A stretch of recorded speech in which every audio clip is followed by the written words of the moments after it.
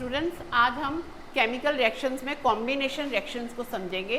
Combination reaction में student जब कोई दो छोटे एलिमेंट जैसे H2 प्लस O2 मिलकर एक बड़ा कंपाउंड बनाते हैं, H2 और O2 मिलकर क्या बनाते हैं? वाटर बनाते हैं, एक बड़ा कंपाउंड बनाते हैं, उसे हम कॉम्बिनेशन रिएक्शन बोलते हैं। तो स्टूडेंट्स, आपने लास्ट वीडियो में इसे बैलेंस करना तो सीखा ही था।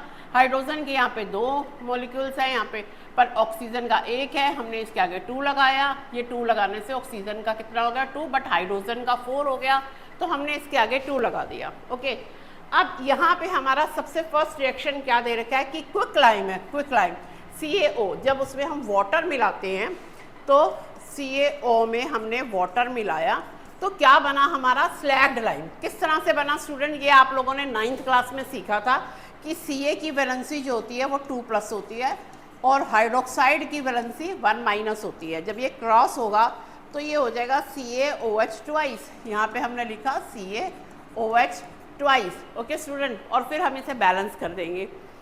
अब स्टूडेंट्स, पेपर में ये क्वेश्चन किस तरह से आता है? पेपर में ऐसे डायरेक्ट क्वेश्चन कभी भी नहीं आएगा। आपको देंगे कि एक compound compound X reacts with water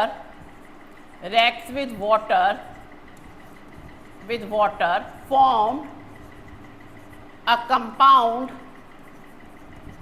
Y।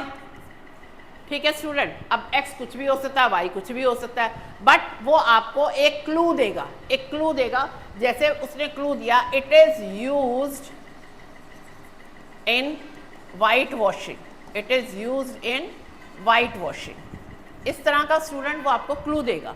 तो CaO में हमने क्विकलाइम में हमने वाटर मिलाया तो स्लैग्ड लाइम बना।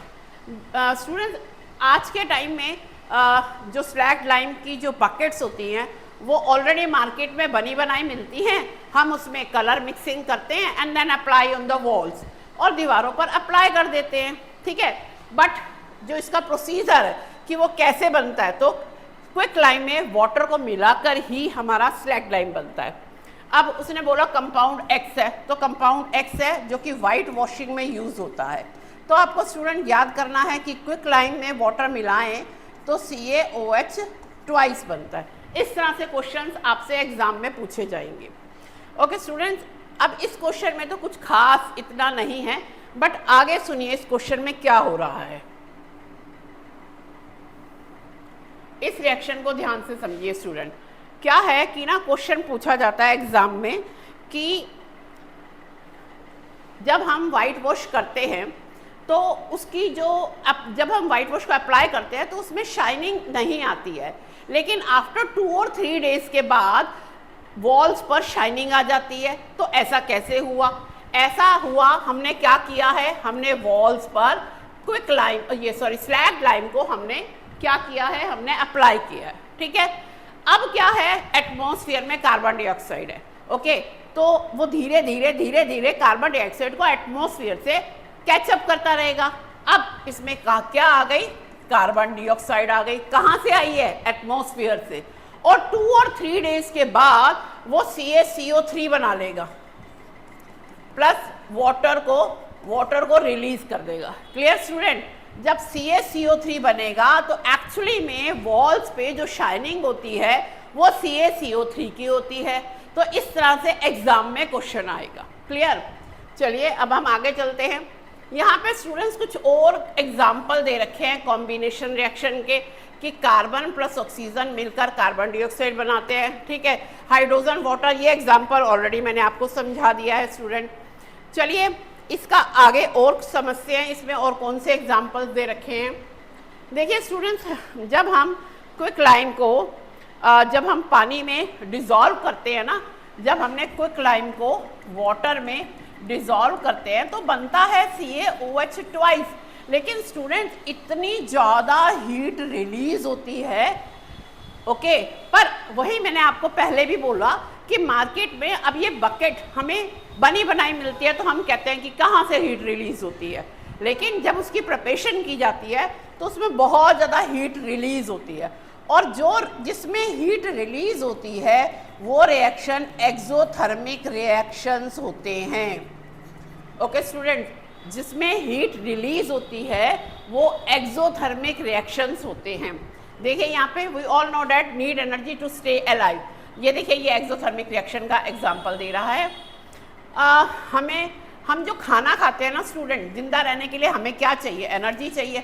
एनर्जी हमारी बॉडी में कहाँ से आती है? फूड से आती है। अब हमने फूड खाया, food is broken down into simpler substance. अब फूड क्या है? सिंपलर सब्सटेंस में ब्रोकन हुआ। ठीक है स्टूडेंट, तो ये हमारा फूड है C6H12O6 और ये ऑक्सीजन है स्टूडेंट। अब ये ऑक्सीजन कहाँ से आई? हम कंटिन्यूसली इनहेलिंग और एक्सहेलिंग करते रहते हैं। हमने साइमल्टेनियसली फूड भी खाया और ऑक्सीजन भी ली। ओके, फूड जब ऑक्सीजन के साथ रिएक्ट करता है, कार्बन डाइऑक्साइड रिलीज करता है, हाइड्रोजन वाटर रिलीज करता है और एनर्जी रिलीज करता है। ये एनर्जी हमारी बॉडी में ATP की फॉर्म में स्टोर हो जाती है, जिसे हम टाइम टाइम पर यूज करते रहते हैं। ओके, अब आप ये बताइए कि इसमें भी एनर्जी क्या हुई? रिलीज। तो हम कह सकते हैं कि जो रेस्पिरेशन है, अब ये रेस्पिरेशन क्यों बोला मैंने इसे? क्योंकि जब ग्लूकोज के साथ ऑक्सीजन जो हम इनहेल करते हैं, तब जब वो एनर्जी को रिलीज करता है तो वो प्रोसेस रेस्पिरेशन कहलाता है। अब इसने एनर्जी रिलीज करी तो रेस्पिरेशन भी क्या है स्टूडेंट? एक्सोथर्मिक है। ओके, तो एग्जाम में आपसे 3-4 क्वेश्चंस दे दिए जाएंगे कि आइडेंटिफाई करो कि एक्सोथर्मिक कौन सा है और एंडोथर्मिक कौन सा है। अब एक्सोथर्मिक आपको मैंने क्लियर कर दिया, एंडोथर्मिक हम नेक्स्ट वीडियो में समझेंगे। अभी लेकिन इसको थोड़ा सा और ऊपर देखते हैं कि हमें और क्या गिवन है। यहाँ पे एक क्वेश्चन और दिया जा रहा है स्टूडेंट, वो है कॉम्बिनेशन में कि जब हम डिकम्पोजिशन करते हैं वेजिटेबल्स का, ठीक है स्टूडेंट्स, आप कंपोस्ट प्रिपेयर किया जाता है। कंपोस्ट कैसे प्रिपेयर किया जाता है? हम उसे एक पिट बनाया, ये आप लोगों ने 9th क्लास में भी सीखा था। उसमें अपने वेजिटेबल्स के, अपने फ्रूट्स के और एनिमल्स की डेड बॉडीज वगैरह हमने उस पिट में डाल दिया 2 और 3 मंथ्स के लिए। उसके बाद वो कंपोस्ट तैयार हो गया। ठीक है, तो जो कंपोस्ट भी है एक्चुअली में क्या करता है? एनर्जी देता है, हमें एनर्जी रिलीज करता है। तो ये भी हमारा कौन सा रिएक्शन हो गया? It is also exothermic. Okay student.